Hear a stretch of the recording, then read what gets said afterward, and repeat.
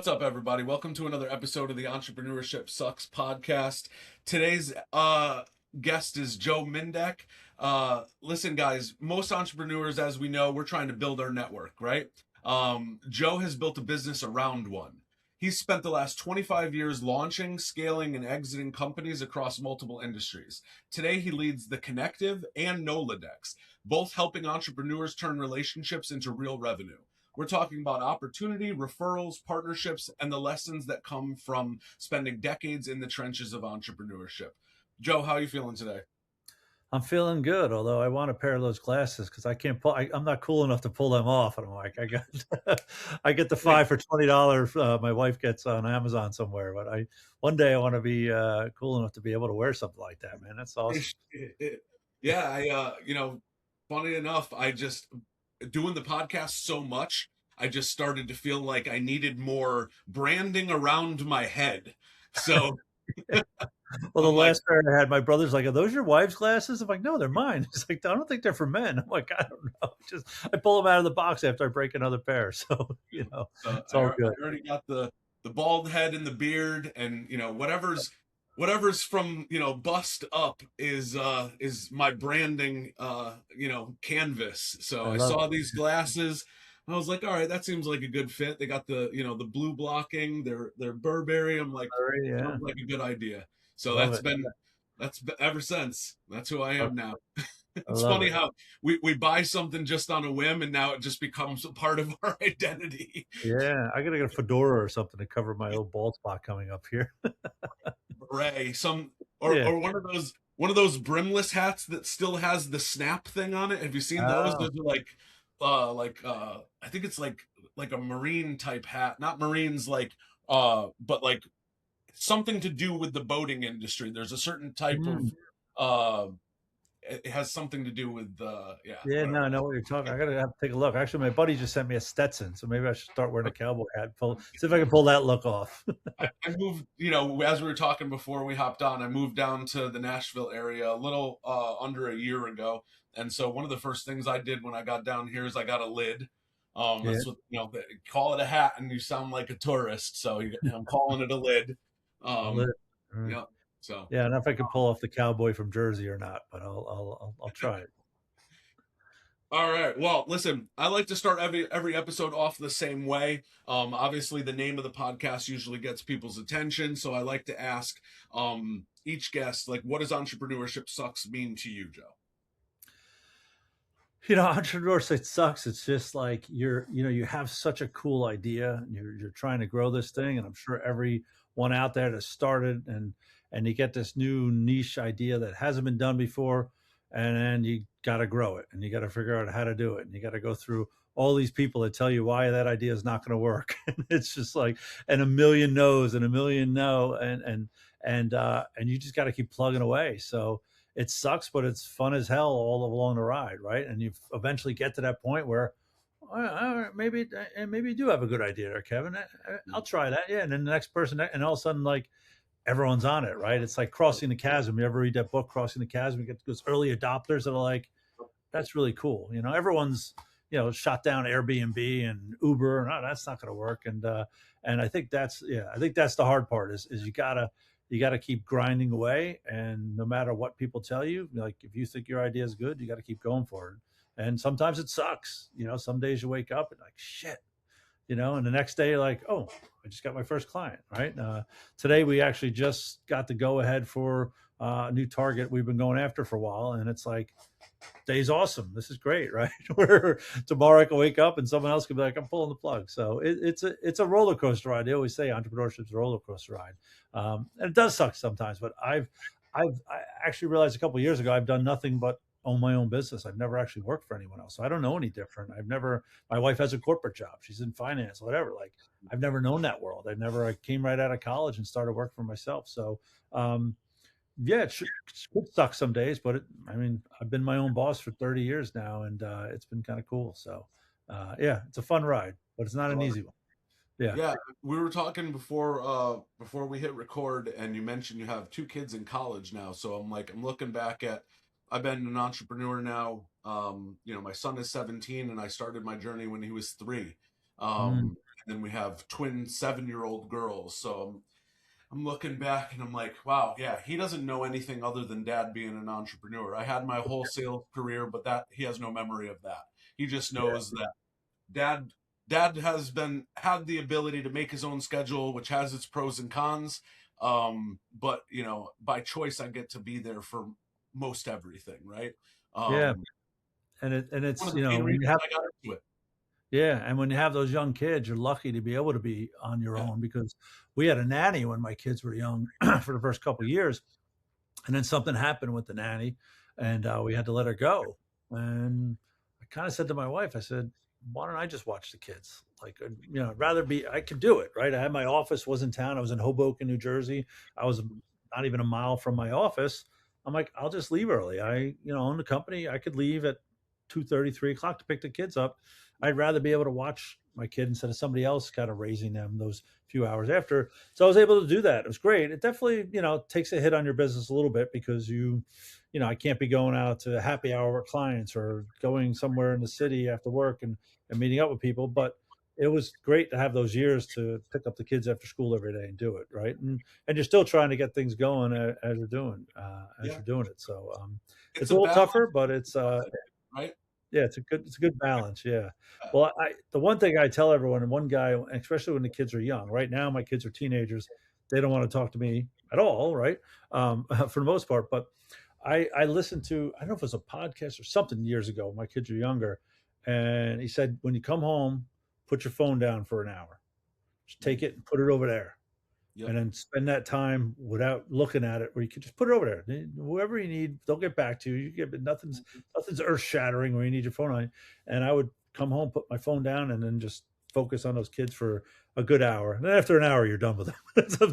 That's enough. You had fun, and they're driving you nuts. And now it's get them in bed and all that stuff. But yep, yeah, it's definitely a work life balance. But I'm glad I was able to do it. And that's part of why owning your own business is a great thing to do. So yeah. I mean, right now, school just got out last week. My dad's visiting from Connecticut, and my wife and kids, everybody's home. I'm here. It's a blessing to be able to do a podcast interview. Everybody's home doing their own thing. There's enough room to where I can be over here and not hear anything that's going on. And but it's by choice, not by force, right? It's yeah, like, you know, being back when I was in sales and my son was first born, my priorities completely changed, and that's what started my entrepreneurial journey, right? It's like I went from loving working 80 hours a week and making 180% a quota and just crushing it and being the top sales rep in all of New England for Verizon Wireless, AT&T, and then he's born and I'm like, I don't like this anymore. Like I'm missing like moments that matter and I'll never yeah. get them back. And so I'm like, I got to make a drastic change. Oh, and it's important. My wife, I remember my son's like first day of preschool or kindergarten, something. She had to go in and she missed it. And she was so upset. I'm like, don't ever do that again. I don't Yeah. care. I don't care if you get fired. Like, don't ever Yeah. do that again. Don't Yeah. ever miss anything again. You missed it. She still talks about it this day. I missed that first day of his class. And you're able to do it, but when you have that corporate job, you're not able to do that sometimes, especially if you're traveling, things like that. There's a lot to miss. So I Yeah. almost left the entrepreneurship world when I sold my agency Mhm. and I was like, I don't know what I want to do now, right? Like you, I was grinding it in sales and loving it. I had two companies at the time, so we were doing a lot. And I was like, maybe it's time after 20 years of running my own thing, right? Like you were talking earlier, like having people and employees, and there's a lot to it, right? And sometimes it's not so fun having to Mhm. manage all that. I was like, maybe I'll just do sales. Let me just get a sales job. I've never just done sales. Just let me do Mhm. sales. And I called my buddy Larry and I was like, hey man, you guys hiring? He's like, dude, we would love to have you. He was working for like one of the big consulting for some big company, whatever. And make a ton of money, nice base, you'll make $500,000 or whatever a year, just doing whatever. And he's like, but it's a grind, Joe. I go, what do you mean? He goes, I'm on the plane, 3 weeks out of the month. I don't see my kids. I miss their games and all that stuff. And I'm like, yeah, I'm good. And that was the only phone call I ever had to Yeah. potentially work for somebody. I was like, yeah, no, that's not going to work for me. So I just started something new. So yeah, it's great to be able to do that.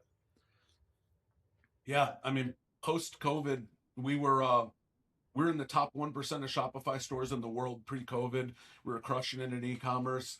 COVID created obviously a lot of e-commerce, unexpected bottlenecks that were very difficult to navigate. On top of Fashion Nova started copying our ads and our products, we had so much exposure that, you know, it's one thing to be like having being on top of the world, like a lot of exposure, but then there's downsides to a lot of exposure too. When you have like a private equity backed company like Fashion Nova, that their business is literally fast casual fashion, where they just turn around products in 24 hours. They have an entire team that scours social media for new products that they can copy and turn around, and they got the Wow. lawyers to back them.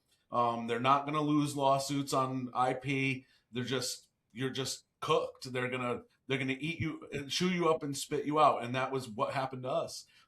So for a while we got pregnant with the twins right before COVID hit. So the girls were like, my wife was pregnant. She went back to work. I had retired her. She went back to work while she was pregnant. It was just crazy. And I'm like, I let the business go. I'm like, I can't fight this while we have all this other stuff going on. I'm just going to Right. get a sales job. I did remote sales for the next year or so until I started my next business, which is when I got into the AI space in 2022. So a little more than a year, Yeah. 2 years. Yeah, and that's what you worry about, right? You got these big companies that could just do what you do, and Mhm. especially with AI now and having a tech company and stuff, like you get worried, like, can somebody just take your idea and run with it? So it's kind of like, do you really go out and push it to some other companies that could be like, I like your idea, I don't want to buy it and use your software, I'm just going to build it and, over the weekend, right? And you're like, so it's kind of like that game you want to play, or like, do you really want to get it out there too much before you get that traction underneath and get first to market? And that's kind of where we're at right now. Like, we're getting out there, the name's getting out there, the word's getting out there, but it's not like everyone knows about it yet. So we kind of won't like it that way. Like, just Yeah. let the people that are really going to run with this thing get on it and go. And we don't want some big PE firm or some other competitor. We don't really have a competitor, I'd say, right now, per se directly, but there's people that do similar stuff that could be like, oh, we got tons of dough and developers. We'll add on what you guys are doing. So yeah, it's a tricky game to play. So Yeah. especially when you got a lot of money and lawyers. So Yeah. it's Yeah. yeah. So take me back to the beginning. I mean, we got 25 years of entrepreneurship. What was you said straight out of college. So what was did you go to school for business or entrepreneurship or anything of that nature, or? No, I never even thought about it. But my dad always owned his own business from when I was a kid. He was in the printing business, and he was a sales guy like me, like you, right? Uh, and he was working some job, I forget what it was, but at night he bought a printing press, put it in our basement, and he would sell like envelopes and letterheads and stuff like that. NCR paper, people remember NCR, like 3-part paper. Um, and he would come home at night and print stuff that he sold on the side, right? And then he turned that into a business. So I kind of saw him like owning his own business, and it never kind of dawned on me to do that. But then when I got out of college, I was an education major. I was supposed to be a teacher, so it So was was I. like, yeah, oh, were you? Yeah, but and my friend Amy always said in college, she's like, you're either going to be in sales or a politician, and they're kind of one and the same for the most Yeah. part, right? Yeah, mine Uh, was sales or lawyer. My grandmother always told me you're either going to be a salesman or a lawyer, because yeah, you you could just talk. you don't take no for an answer. Right. Lawyers are just selling the jury on what they want them to believe, right? So the same type of thing. Um, so I wound up coming home from Ohio, I went to University of Dayton, and I'm spending the summer going to 40, 50 interviews for a sales job. But nobody would hire me because I didn't have a year experience. Like, we like you, Joe, but our prerequisite is a year. So my dad, who had a one-man print shop, my mom was like, Dad really wants you to work for him. And I was like, I work for my dad. I'm like, I didn't want to, I don't go to college to sell printing, right? Like, I was like, I'm looking to go into New York City and get this big sales job and fly around the world, whatever. But I was like, you know what? I need a year experience. I'm living at home. I need $20 on Friday night to go out and have some beers with my buddies at the time, right? And that's all I needed. Everything else take care. So I'm like, you know what? Let me go work for my dad. And I did that for a year. And at the end, it was like, I could go sell for Kevin's company now. I have my experience. I could go get a job. Or I was like, Dad, why don't we just do this ourselves? Like, why would I? It was so foreign to me to be like, why am I going to go bust my ass and sell like I've been selling for my dad and get some clients, and then I'm going to take 7%, 8% of the, that's all I get is a cut of the sale. Like, why wouldn't I just want to sell my own stuff and keep 100% of what I sell?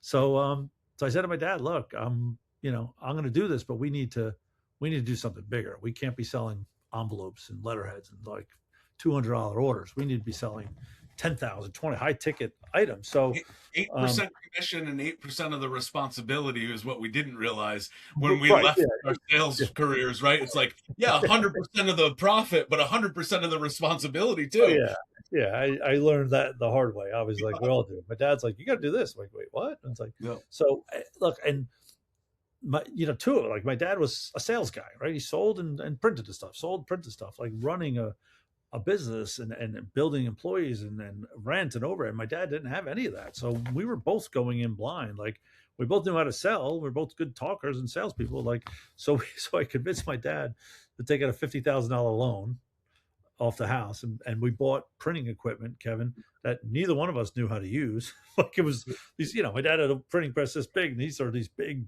38-inch presses and cutting machines and cameras. And we bought a whole print shop out of New York City on the 10th floor. The print shop went out of business. I gave $1,000 cash to the landlord. We actually lost it because my dad was like, nah, I don't want to. He was getting nervous. He was like, he never had overhead. He never had debt or any of that. And it was just kind of like something he didn't have. So the guy was selling all this printing equipment, and we waited a day, and I called him next day. Sorry, somebody took it. Shit. And I go, all right. And he goes, I'll call you if something happens. So we were so upset and we lost that thing. And I was like, you know what? I'm moving on. I was so pissed that we didn't take that. And, and my dad realized, oh, that was a stupid move. We should have just jumped on it, whatever. So it was a little hesitant, right? You can't hesitate when you're launching, when you're going in business, just go and do it and see what happens. And the next day the landlord called me, he says, listen, the guy showed up with a check. I told him cash. He's like, here, I'll write you a check. The guy's like, I don't, we're not taking that. We're New Yorkers. We're not suckers. Right. And, so he's like, if you be here by noon with $1,000 cash, it's yours. And I ran to the bank and drove into the city and was like, here you go. So anyway, we got this whole print shop worth of equipment. Now it cost us 10 grand to get it out of there. That's why the landlord just like, I'll take. So we put this all over in a shop in Hackensack, New Jersey. We rented a building, and then we had to hire people that knew how to run this stuff. Mm-hmm. And from there, it was like, I mean, we had a $250,000 business, right, that my dad had built, and it was not going this way. It was going this way. Kinko's computers came out and stuff, and we wound up just hustling and getting out there and selling and meeting people, and I joined a networking group, and next thing you know, we're getting up to 300, 500, and then I realized, wait, we're printing this stuff. We could also design the stuff. My client came in, he's like, yeah, I paid some designer $5,000 to design that. I go, I could design that. So we started doing design work, and then it just turned into a digital marketing company. So we went from, $250,000 one-man print shop to a 30-person digital marketing agency in the course of 5 years or so. And not knowing anything of what we're doing. I didn't know anything about marketing. I didn't know anything about design. I mean, and the funny part was I was designing the stuff originally. Like it was like, you're such a salesperson. Like, yeah, we could do design. And then I'm sitting there figuring out how to use Quark and which is an old design thing. I had the computers and stuff, and I just figured out how to put it together. I was like, here you go. And some of the designs, Kevin, the best part, one of my clients, they ran the International Franchise Expo, which is just in the Javits Center this weekend. People going to franchises. They wanted me to design an ad to attract people to go to this thing. And in my mind, I was so naive. I was like, yeah, I'll design something for you. So I designed this ad. It was, I found something in on Photoshop. It was like a desert with like doors coming out of it. And so I put the doors in a desert, and it was like, open your door to opportunity. It was so bad. I put their logo in like the sun. I think it was so bad. Right. But they were like, this is good. They were very literal anyway with their ads. Like, you want to buy a franchise, come here. And so then they approved it. And then we're sending out film at the time to all these magazines. Oh, send this to here. They gave us 20 places to send all the stuff to. And we're just sending it. I'm not even thinking in my mind that this is going to magazines. Mm-hmm. It's just, I'm sending it with a client. So I'm getting on a plane in Newark, somewhere, and I buy Entrepreneur magazine, right? Big magazine. I liked reading it, and I'm on the plane. I'm thumbing through it, and there's my ad in Entrepreneur magazine. I was like, "Holy shit! They put this in real magazines." I didn't know. I didn't even pay attention to where we're sending it. I'm like, Yeah. They paid me to do that, and they put it in there. It was like, I still want to find the copy of it to find that ad somewhere, Yeah. but yeah, it was just, we just threw stuff against the wall and like, let's start being a design company. And then we did that. Yeah, and that just kept going. And my dad retired. We got rid of the printing after 5 years. I was like, printing is too much work. Like, let's just design and build web. And then websites started coming out, and we just bought all these computers and stuff. And my dad was like, I don't really know what's happening anymore. I don't know. Like, he never had a computer or anything. And I was like, good, and that was the first investor, right? So my dad went home and got paid, and we just kept growing the company. And then so that's how it all started, yeah. And then from that, it was like, wait a second, I know how to do marketing now. Mm. I could probably start other companies, and I know how to do. I know how to, I was good at sales, but now I know how to market to companies too. Why am I going to keep doing all this work for Kevin's company when I could just market my own products? And that's my products were businesses. So then I started dabbling in other businesses and finding other things to launch and grow and do. And that's what I started. And from there, it's been like, try this, see how it works, sell it, grow it, shut it off, whatever it is, and been doing that ever since. And it's been fun. It's been like finding something cool, like Nolodex. What we're doing now is Mhm. really cool. People, it's not out there, and people are like, "Wow, you guys came up with this idea?" Yeah, no one's doing it. No, not yet. So it's like, and getting it out there and growing it and using our marketing and everything that we learned how to do to grow this thing. It's been fun. So, yeah. So I've had this is it, it's I went to Austin City Limits Festival when I first started dating my wife, and her friend met me, and I told him I owned at the time, I owned marketing agency, and I had started two franchises or bought two franchises, and I was opening up another store and stuff. And he's like, "You're an entrepreneur," and I was like, "No one ever said that to me." I'm like, "I don't, I don't know. I guess, like, right, I own a business, so I don't know that automatically makes you an entrepreneur or whatever." But I'm like, "Sure." And he goes, "I just read recently that it takes an entrepreneur an average of 7 tries until they hit a big their big hit in business." And so I'm on number 7 right now. So I'm hoping this is the one. I always kept that in the back of my mind. What Bob said Yeah. to me, I'm like, 7 tries. All right, let me get to 7. So I'm at 7 right now. So this is Yeah. this is the big one. 7 tries, or and then there's the 10 years Oh before yeah, you. Yeah. yeah. And that's on average 7. So might be, but no, we have a good one here, and we're excited about it. So yeah.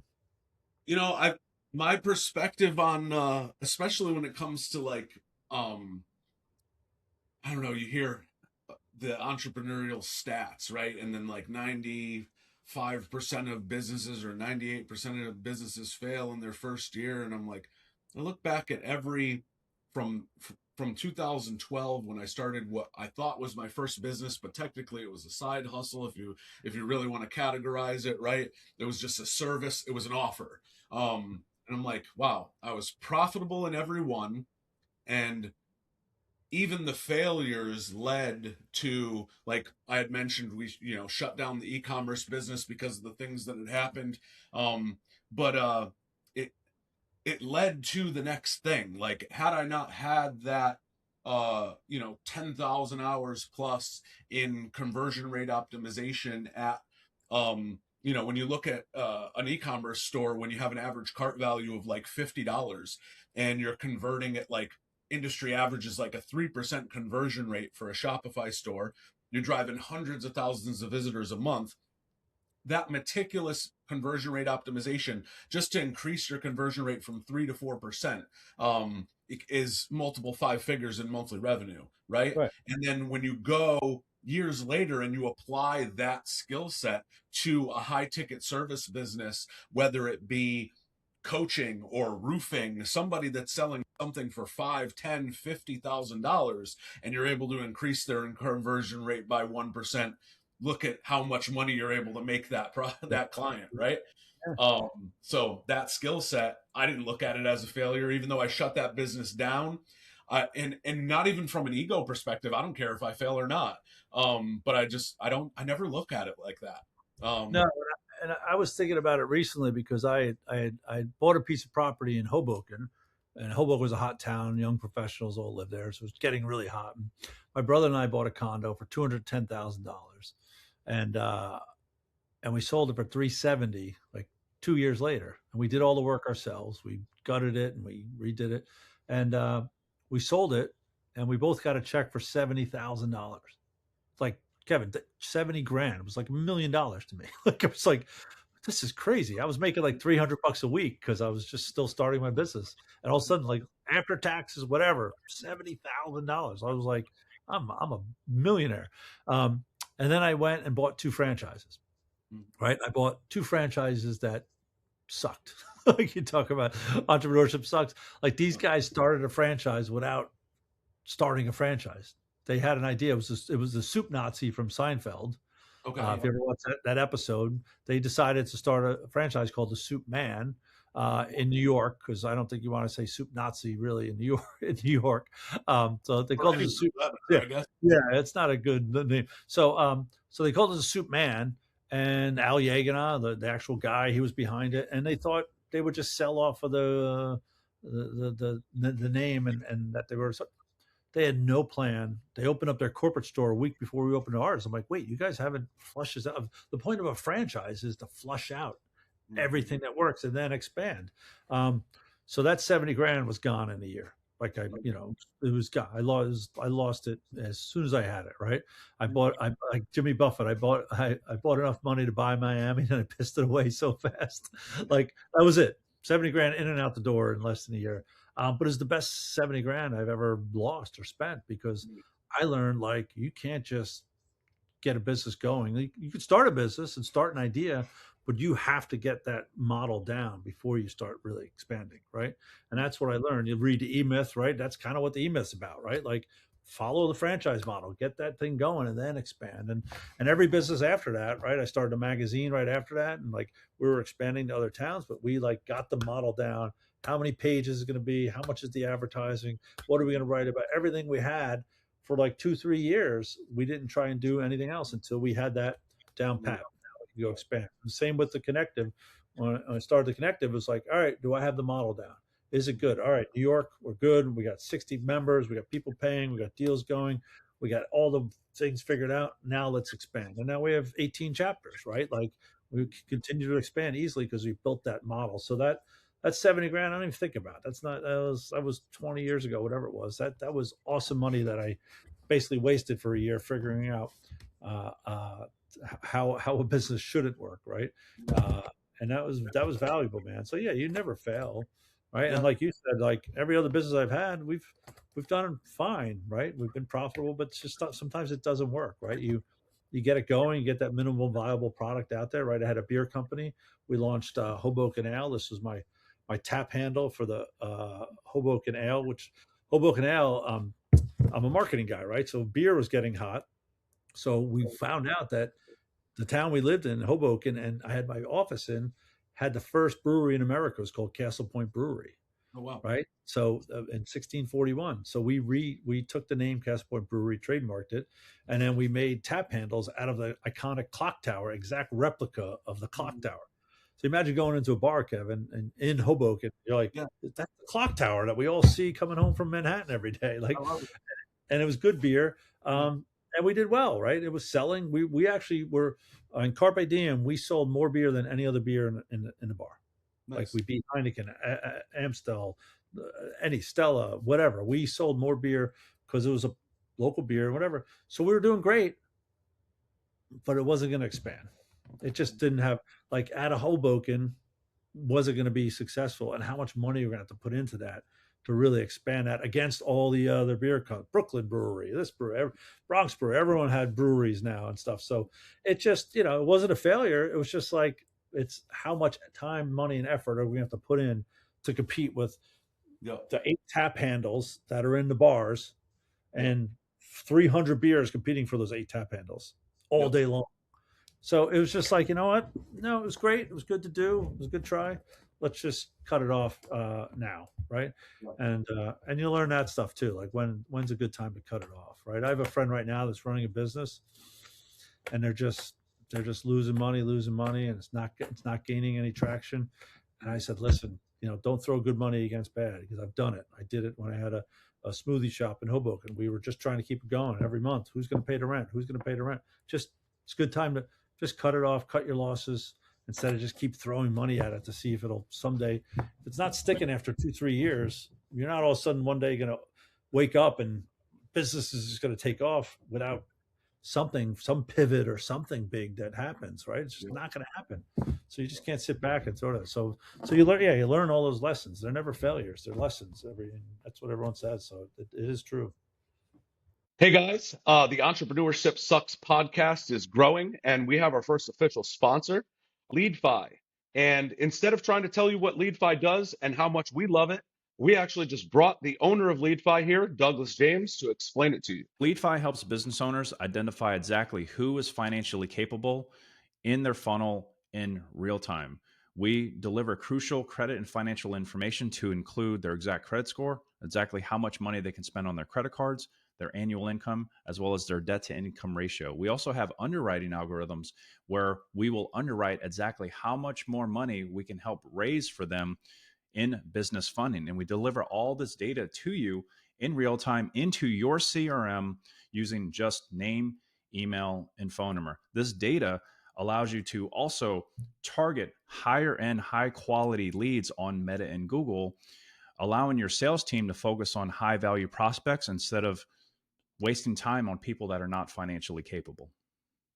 So, if you have a high ticket offer, if you are on a sales team, if you're a closer, if you're a setter, get this in front of whoever the decision maker is if you like making money, because you will be able to have a stacked calendar and only be getting on sales calls with people that can afford your offer. No more tire kickers, no more people being able to lie to you on sales calls and tell you they can't afford it, smokescreen objections, none of that.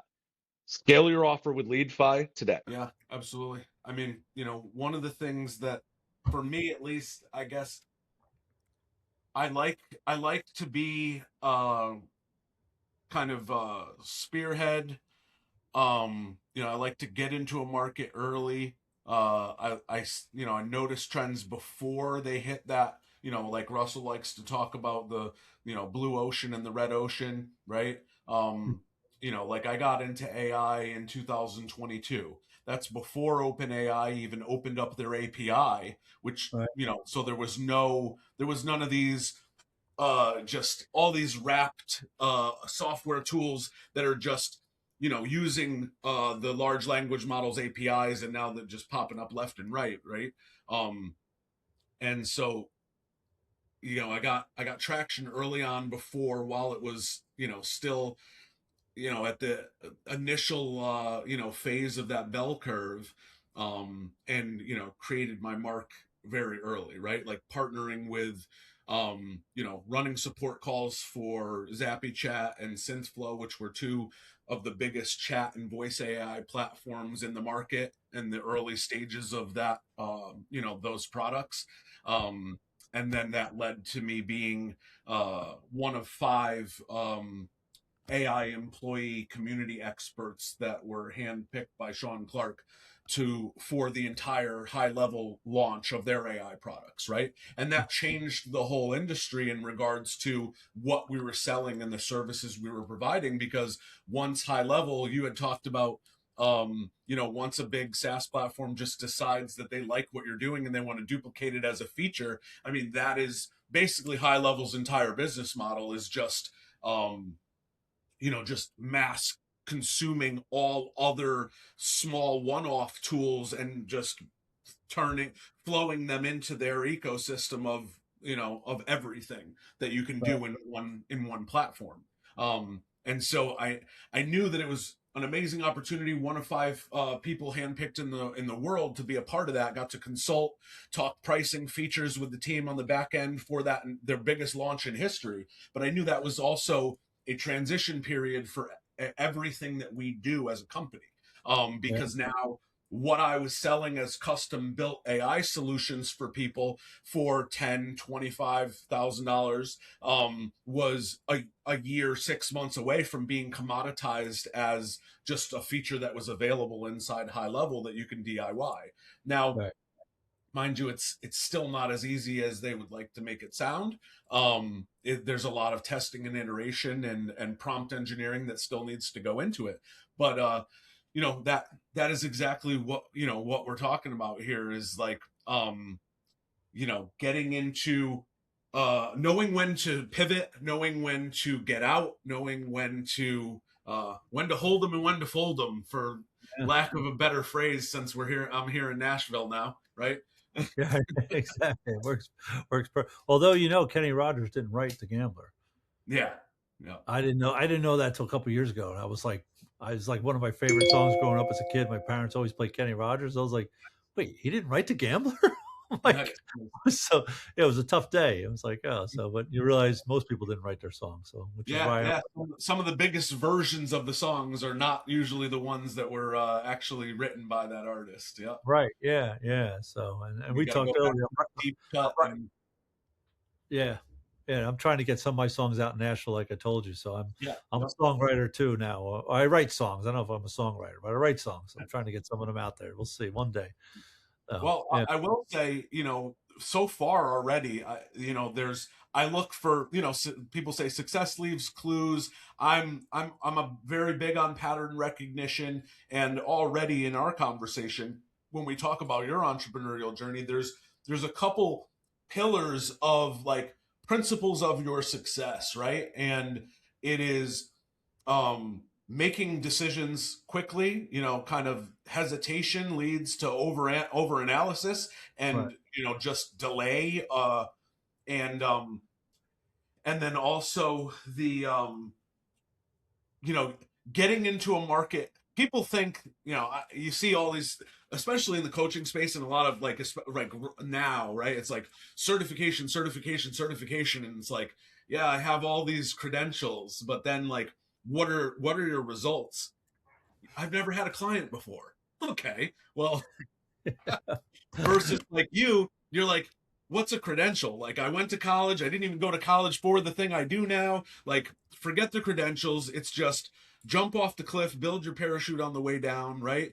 Um, and Yeah, you figure it out. It's kind of what human beings do. By the way, I know we're such, we're such as in this day and age, the technological era, since like the industrial revolution, we've kind of become these creatures of like certification and authority, and like, you need to know what you're doing before you do it. It's this thing that's been kind of perpetuated onto humanity, right? By maybe education systems or whatever case may be, to keep you in that system, right? yeah.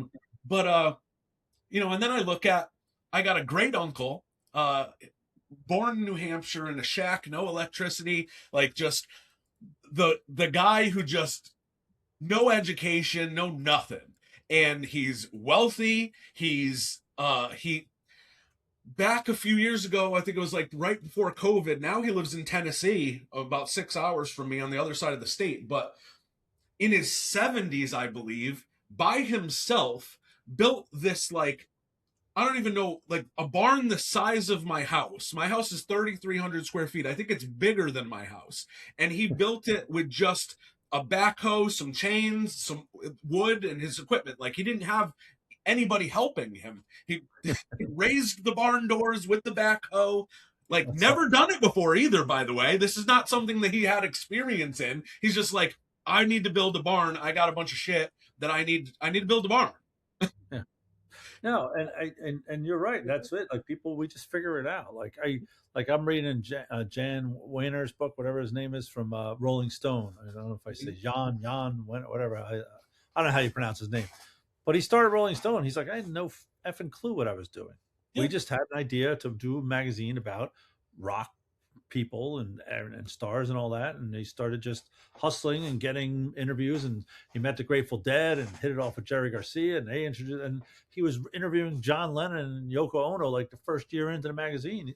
Besides that, and getting these great stars and getting good writers and stuff, he's like, we had no idea what the hell we were doing, right? Never. Richard Branson's book, right? These guys started a record company. Like, Yeah. nobody knew what the hell they were doing.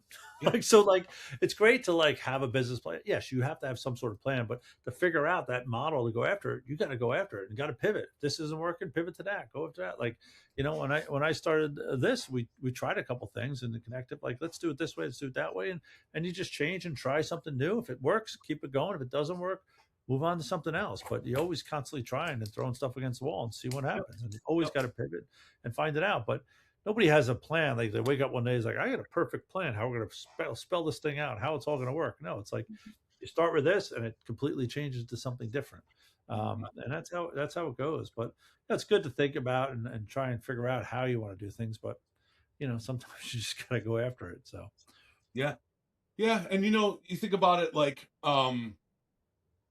it's funny because everything has its its pros and cons, its duality, right? You have the generation that still watches the news every evening, and then you have the generation that is like, no, I don't watch the news. Alternative social media is where I get my news. And then you look at it and in hindsight it's like, well, that generation was only being fear mongered 1 hour a day.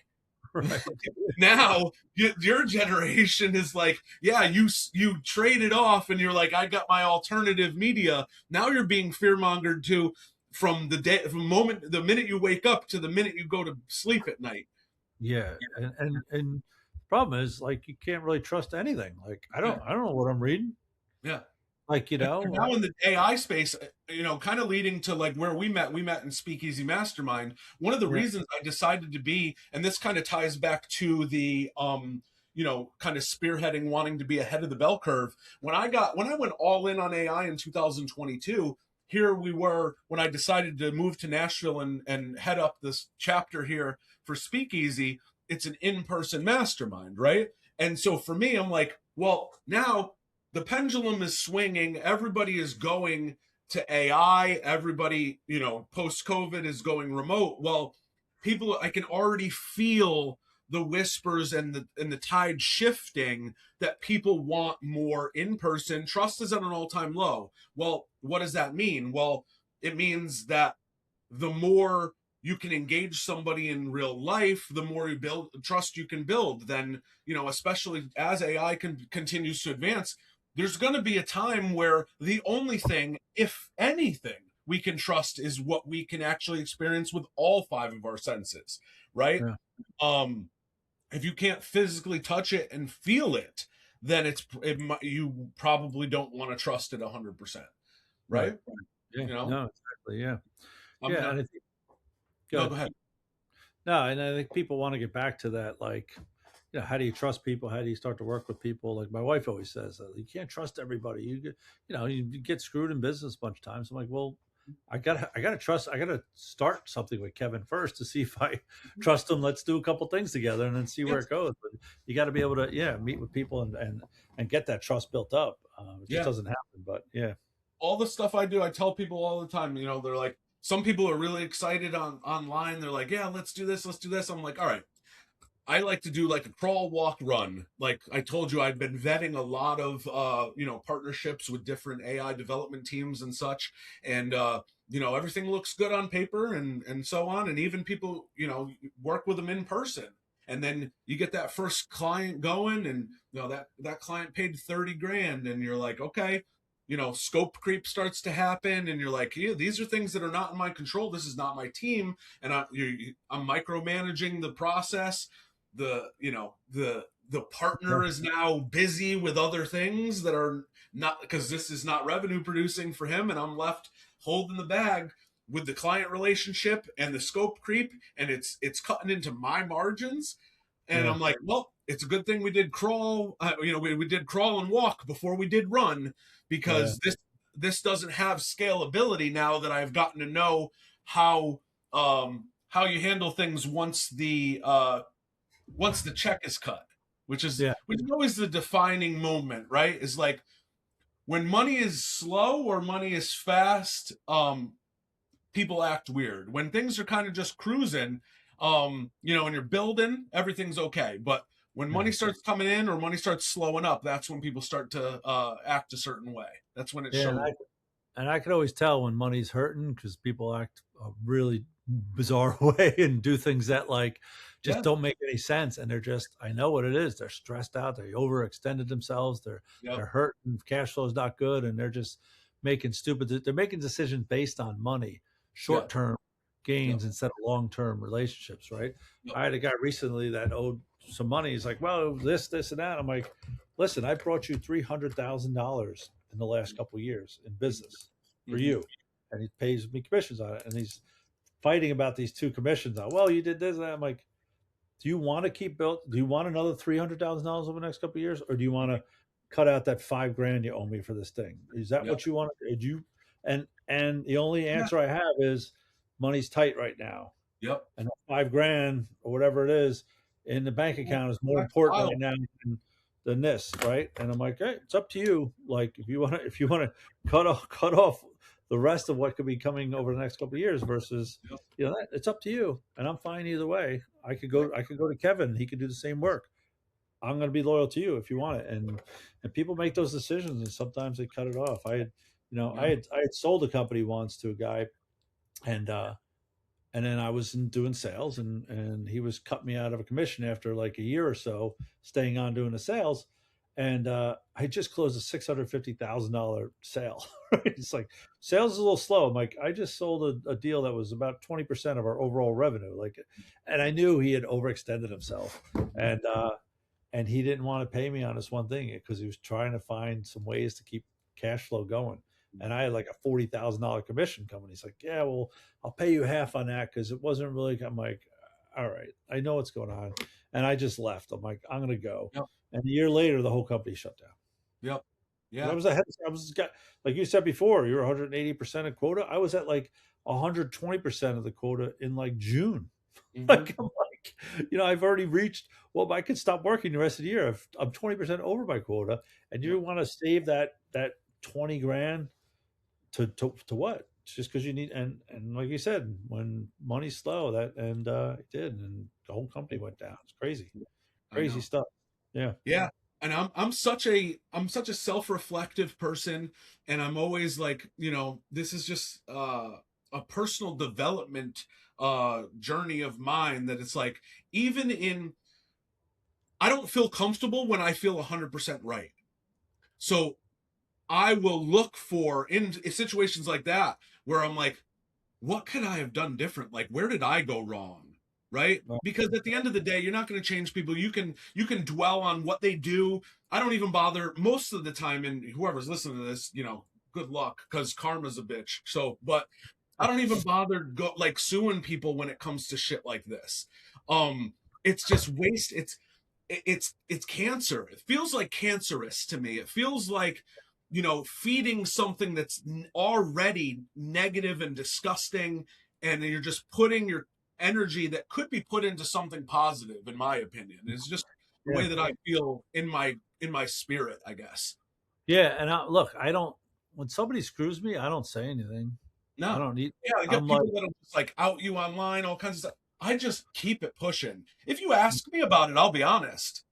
yeah, And some people don't like that. But hey, I was no, raised by my grandmother. She's got no filter. She yeah, tells but like, you like it is, whether you want to hear it or not. yeah, So right. But you're talking about karma. It's not even like so. Yeah, I had a deal. I had my real estate license. I got it years ago.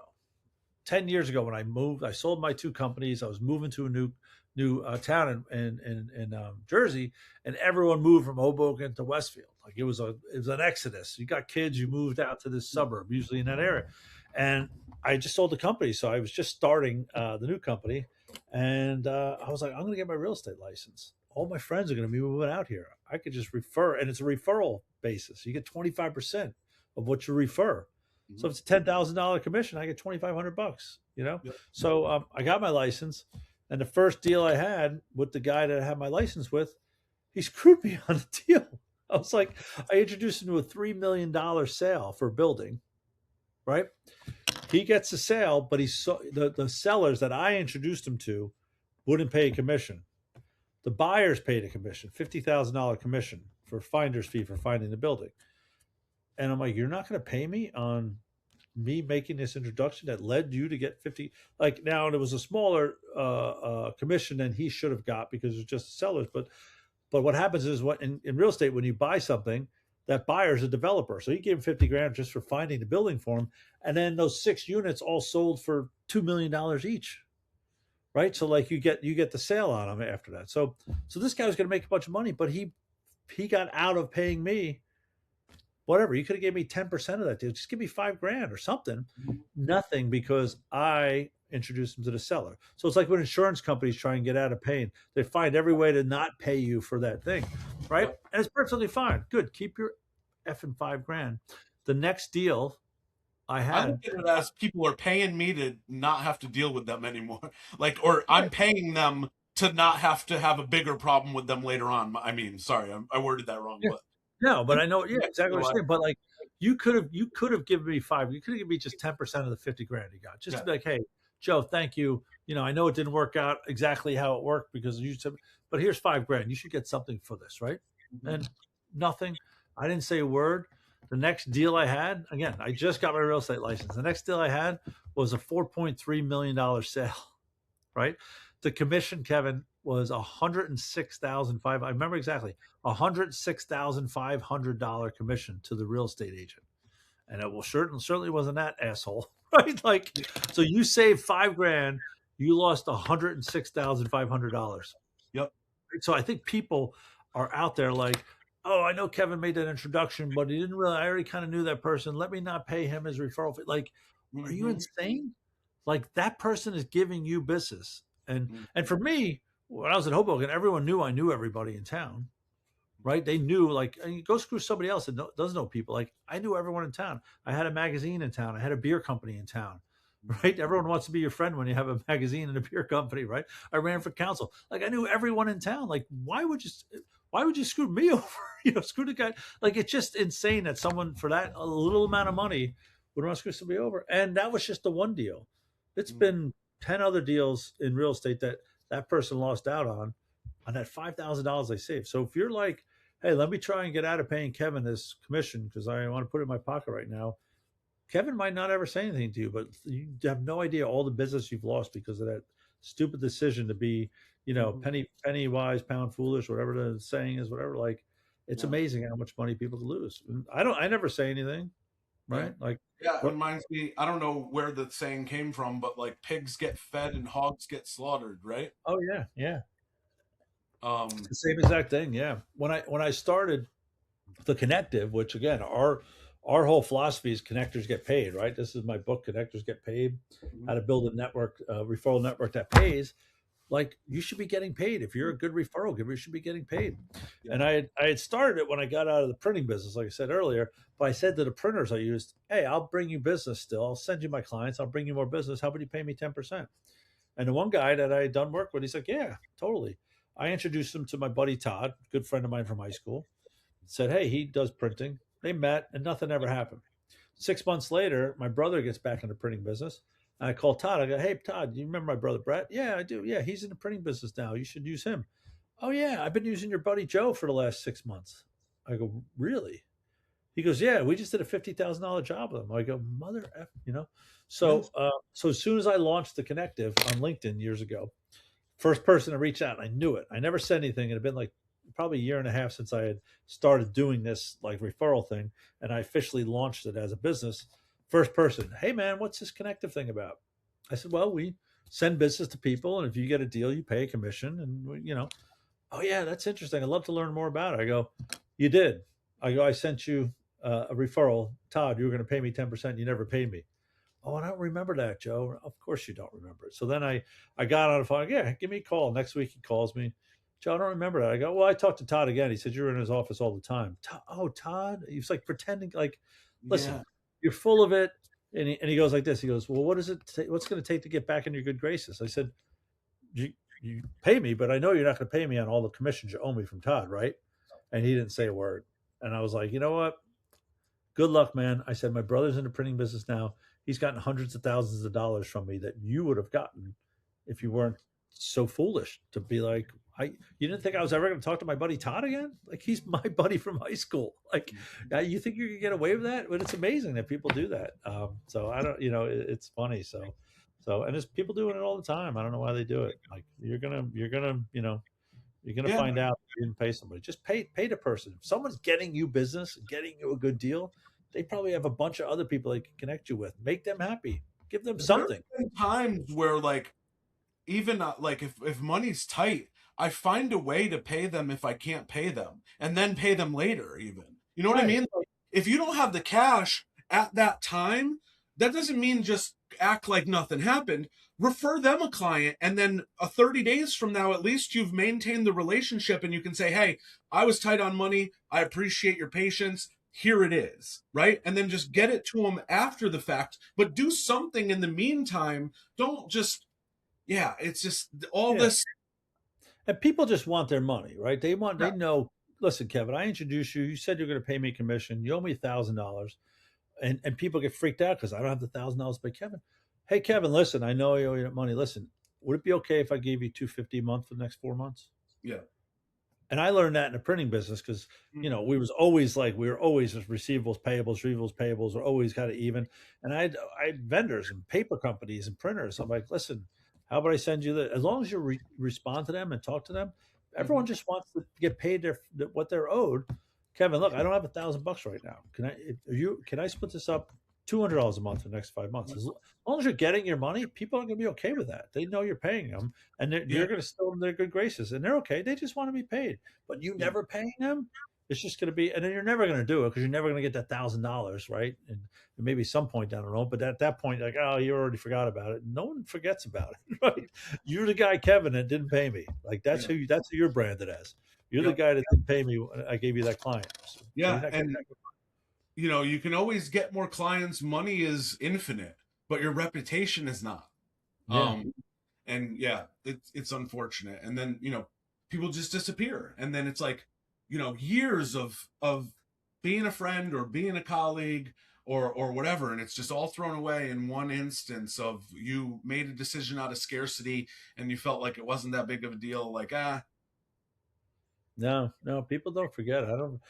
We were launching our magazine in another city, and I hired this guy I knew to be the editor, and I gave him $1,000 up front, and he never did the work, and then never paid me, never even mentioned paying me back. Just took the money and never did it. And I see him on LinkedIn. Oh, I got this new job. I got this new role. Like, okay, looks like you're doing pretty well now. How about sending me $1,000 you took from me years yeah, ago, right? that's a different perspective on that, or a different scenario of that, which is vendors where they don't do the work, but they still expect to be paid because their perception of what the work was completed. Right, And one of my mentors has told me, just on if it's not a lot of money, just pay them anyway, because it's not worth the headache. Like, I've paid people just I've had vendors who it was very clear what the outcome. I'm not bad at communication by any means. I'm a Gemini. I've been in sales since I was 17. Words are everything, right? right, Clear, right, direct communication. I say what I mean what I say, and I make sure that I don't create any ambiguity. I'll repeat things. You know how you're a songwriter, so you right. got the chorus. You say it 3 times, it starts to become a brainworm, right? So Hmm. like, I make sure that one outcome that I'm looking for, because I never even want to have the ambiguity of divided focus, right? Right, Where they think the goalpost is one thing versus another, right? So it's like we focus on one outcome and one outcome only with all things. And right, then once we get that outcome, then we can talk about a secondary or tertiary order of consequence, or order of execution, right? Uh and then you get to the month or 30 days that this thing is supposed to be complete, and it's like, the one thing that I wanted from you, I don't care about the billable hours for your team, all that stuff. The one thing that I paid you for, I didn't get. right. And you still want to be paid. And now Yeah, you're making it sound like I'm not delivering my part of the bargain. So right. I'm going to pay you, and I'm going to pay you to go away. And don't Yeah, ever ring my inbox ever again. Right? yeah. No, it's amazing. I had a wedding site in the wedding business, and I hired this company. I liked them a lot, like young guys trying to make it. And I'm like, I'm going to try these dev guys, and remember, and they came the first time to show me what they built, right? The demo of what they had worked on for the last whatever, Mhm. and I couldn't log in to the first page. I'm like, guys, I can't even, you can't even get me logged in to get to what you built. I'm like, this is not working. And they put it on me like, well, you said you want. I'm like, I know what I wanted, but you guys are here to show me what you got, and I can't even log in to the first page. And like you said, I'm like, listen, and they were kind of putting on me. I'm like, yeah, and I paid them. I said, look, here's your stuff. I if you guys don't see what's wrong with that, then I don't know how we're going to keep working together. So, but yeah, and I'm always looking for a reason to give people the benefit of the doubt too. Right. I got a platform right now that I'm one of the founding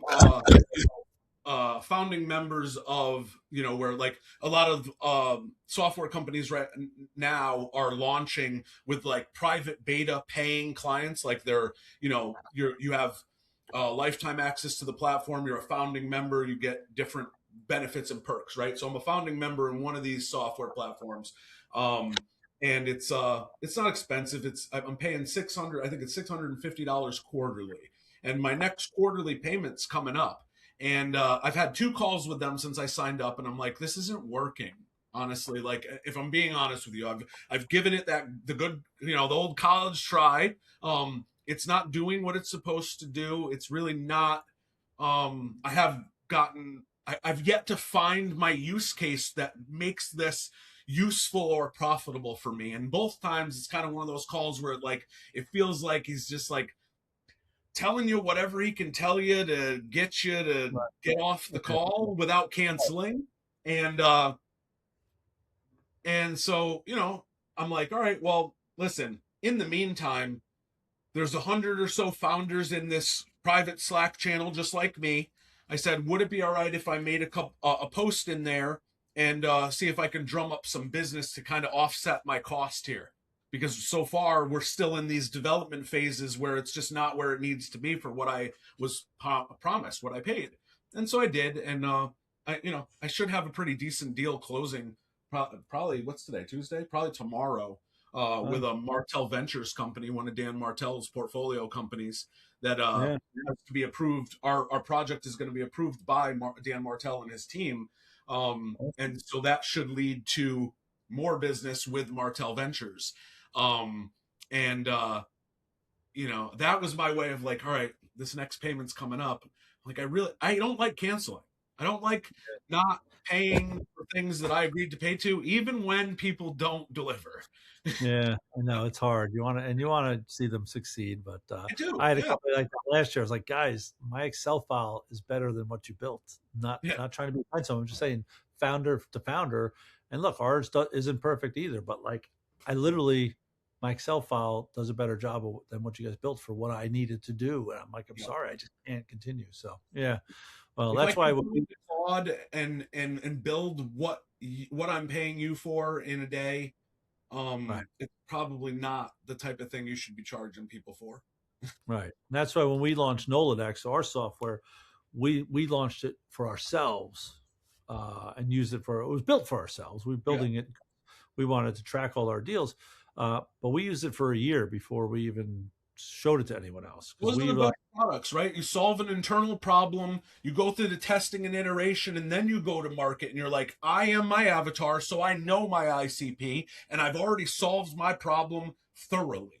Right. Yeah. And that's what we did. And then we had 300 people using it, telling us what was wrong, the bugs and this and that, and what should be better and all that stuff. And then you go out and do it. So internally roll it out to your clients, then go to market is really kind of the phases I like to go through. Exactly. Yeah. Yeah. So, well, listen, I know you got to go talk to your dad. So I don't know. We could talk for another couple of hours, but I don't want to keep you too much from your family. But this was awesome. Let's let people know where they can find you. What you're excited about. Second half of 2026, what they can be excited about to see from the Connective and Nolodex, and from you. Yeah, so the Connective is our networking group that is B2B networkers that pay each other for their referrals, right? Closed deal comes in, you pay it, and you pay it on the Nolodex platform. So we don't build companies, we built the software for ourselves. Nolodex, we've got it out. We've added new discussion boards, kind of like a Slack channel. We're adding all new features like it is any community out there, whether you're a networking group, alumni associations, fraternities, sororities that just don't engage with each other, chambers of commerce, like these communities that are out there doing what they're already doing and engaging and trying to get their members to do stuff, but aren't successful on it. Giving that incentive to pay each other for referring business to each other. I tell you, our engagement, our 500 members, we got 4,400 deals going on, because when you incentivize people with money, it changes their engagement. So we're excited that we're getting the product out there. We're getting all these communities on there, and we're just looking to get it out to change the way networking's done. And our mantra of connectors get paid. Listen, if you're a good connector, you should be part of a group that's actually paying you for your connection. So if you're not, find a group that is. We got a bunch of communities on here that are paying for their things. Or go to your networking group and say to, hey, Kevin, look, you're running a networking group. These other guys are paying their people. Why aren't we getting paid for our referrals? Like, and our software is out there to track it all and do it. So we're excited. We got a lot of new things going on, and we're just signing up more and more people coming onto the platform. So it's pretty cool. So, and you can go to nolodex.com, Nolodex.com, or joe@nolodex.com to reach out to me. So awesome. Well, Joe, I appreciate the time. This has been a great conversation. It was great getting to know you a little bit more. Yeah, for everybody watching, listening, we'll see you next time. Awesome. Thanks, Kevin.